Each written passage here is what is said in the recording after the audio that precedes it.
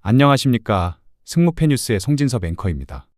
오늘은 새롭게 발매한 축구 승무패 63회차의 26일 야간부터 시작하는 해외 축구를 세심하게 팀별로 세분화해서 분석해 보았는데요. 지금 바로 각 팀별 경기 양상 분석 시작해 보겠습니다.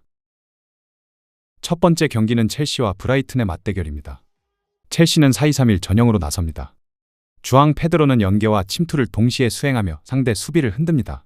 네투는 측면에서 드리블과 속도로 풀백을 공략하며 컷인 이후 슈팅까지 노릴 수 있습니다. 또한 콜 파머는 박스 근처 공간 감각이 뛰어나 순간적인 움직임으로 결정적인 찬스를 만듭니다. 비록 산체스 골키퍼의 결장은 아쉽지만 홈데이터와 공격진의 기대값을 감안하면 경기 주도권은 첼시가 줄 가능성이 큽니다. 브라이튼도 4-2-3-1 전형으로 맞섭니다. 웰백은 제공권과 연계 플레이로 전방에서 버텨내지만 압박에 고립될 수 있습니다. 미토마는 좌측에서 돌파를 시도하지만 최근 폼이 떨어져 마무리가 아쉽습니다. 오라일리는 중원 조율을 담당하지만 첼시의 강한 압박에 막히며 전개 속도가 늦어질 위험이 있습니다. 최근 원정에서는 수비 집중력이 쉽게 흔들리며 뒷공간 노출이 반복적으로 발생하고 있습니다. 이 경기는 첼시가 홈에서 빠른 공격 전환과 파머, 네투, 페드로 조합의 침투를 통해 확실한 우위를 가져갈 가능성이 높습니다. 반대로 브라이튼은 의존도가 높은 미토마가 막히고 체력 저하가 이어질 경우 후반에 크게 흔들릴 수 있습니다. 따라서 이번 맞대결은 첼시 승리 쪽으로 무게가 실립니다. 이어서 크리스탈 팰리스와 리버풀의 맞대결입니다. 크리스탈 팰리스는 3-4-3 전형을 가동합니다.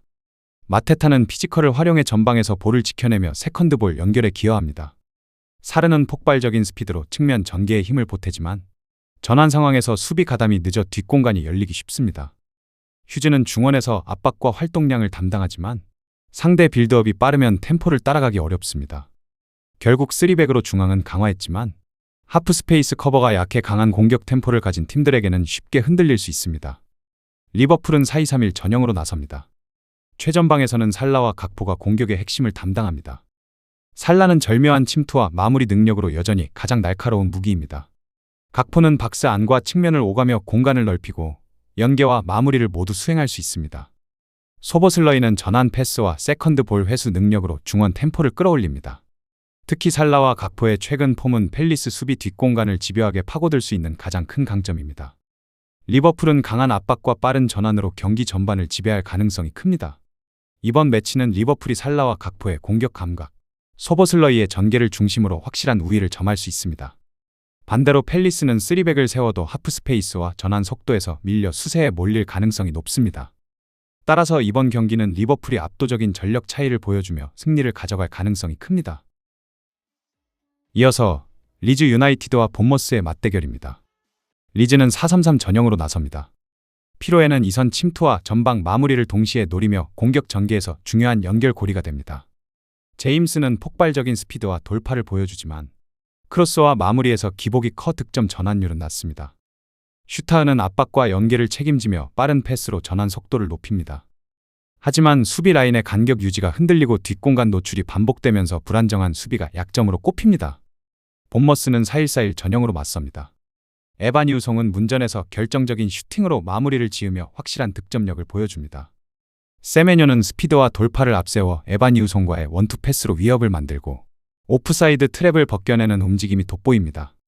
테버니어는 측면에서의 전진성과 크로스로 공격 루트를 확장하고 세컨드 볼 회수 능력으로 추가적인 공격 기회를 만듭니다.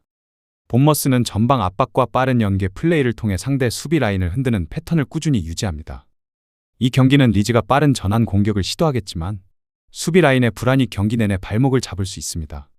반대로 본머스는 에바니우송과 세메뇨의 원투 패스, 테버니어의 지원이 맞물리며 문전에서 꾸준히 위협을 만들 수 있습니다. 따라서 전방의 유기성과 수비 안정성 차이를 고려하면 본머스가 승리를 가져갈 가능성이 높습니다. 이어서 맨시티와 벌리의 맞대결입니다. 맨시티는 4-1-4-1 전형으로 나섭니다. 홀란드는 최전방에서 제공권과 마무리를 동시에 책임지며 상대 수비를 끊임없이 압박합니다. 도쿠는 폭발적인 드리블 돌파로 측면을 무너뜨리고 순간 가속으로 벌리 수비 라인을 흔듭니다. 베르나르도 실바는 중원과 측면을 유연하게 오가며 템포 조율과 탈압박 전개를 동시에 수행합니다. 특히 코너킥 상황에서 니어 포스트를 향한 정밀한 헤더 패턴은 벌리 수비를 무너뜨릴 확실한 무기입니다. 맨시티는 압박 강도와 세트피스 디테일을 모두 활용해 경기를 주도할 전망입니다. 벌리는 4-2-3-1 전형으로 맞섭니다. 포스터는 전방에서 연계와 압박을 병행하지만 강한 압박이 들어오면 고립되는 장면이 잦습니다. 앤서니는 빠른 침투와 크로스로 변화를 노리지만 전환 속도가 늦으면 위력이 반감됩니다. 컬레는 더블 볼란치의 한 축으로 수비 커버를 담당하지만 중원 압박을 견디지 못하면 뒷공간이 쉽게 열립니다. 벌리는 활동량과 투지로 버티려 하겠지만 전술적 디테일과 압박 강도에서 차이가 분명합니다.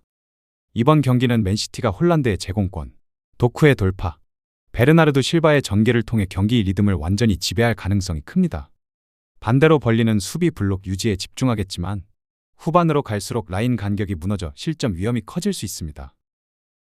따라서 이 승부는 맨시티가 압도적인 경기력으로 승리를 챙길 가능성이 매우 높습니다.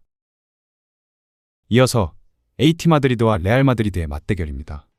AT 마드리드는 4-4-2 전형으로 나섭니다. 세를로트는 최전방에서 공중 경합과 제공권을 책임지며 세컨드볼 연결에 기여합니다. 줄리아노 시메오네는 왕성한 활동량과 압박으로 전방에서 기회를 만들지만 마무리에서 기복이 있습니다. 파블로 바리오스는 중원 전개와 압박 회수에 힘을 보태지만 상대의 템포가 빨라지면 공간 관리가 흔들릴 수 있습니다. 전통적인 두 줄 수비와 강한 압박을 유지하려 하지만 빠른 측면 돌파와 후반 라인 간격 붕괴가 가장 큰 불안 요소입니다. 레알 마드리드는 4-2-3-1 전형으로 맞섭니다. 비니시우스는 브라질 특유의 클래식한 측면 돌파로 풀백을 흔들며 박스 안까지 깊게 침투합니다. 발베르데는 메잘라 움직임으로 중원과 박스를 연결하며 템포를 끌어올리는 핵심입니다. 음바페는 폭발적인 스프린트와 변칙적인 니어 포스트 슈팅으로 수비 뒷공간을 공략합니다.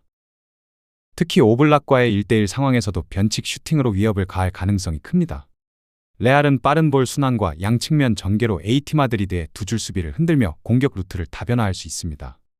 이번 경기는 레알 마드리드가 비니시우스와 음바페의 개인 기량, 발베르데의 템포 조절을 앞세워 경기 주도권을 잡을 가능성이 큽니다. AT 마드리드는 전통적인 수비 조직력으로 버티려 하지만 후반으로 갈수록 라인 간격이 벌어지며 측면 침투를 막기 어려울 전망입니다. 결국 전술적 유연성과 전방 화력에서 우위를 보이는 레알 마드리드가 승리를 가져갈 가능성이 높습니다. 오늘 전해드린 분석이 여러분의 배팅의 작은 길잡이가 되었길 바랍니다. 더 구체적인 조합과 합리적인 선택지는 영상 하단 고정 댓글을 통해 확인하실 수 있습니다. 앞으로도 빠르고 깊이 있는 분석을 전해드릴 수 있도록 구독과 좋아요, 그리고 알림 설정까지 부탁드립니다. 시청해주신 여러분 고맙습니다. 지금까지 승무패 뉴스의 송진섭 앵커였습니다.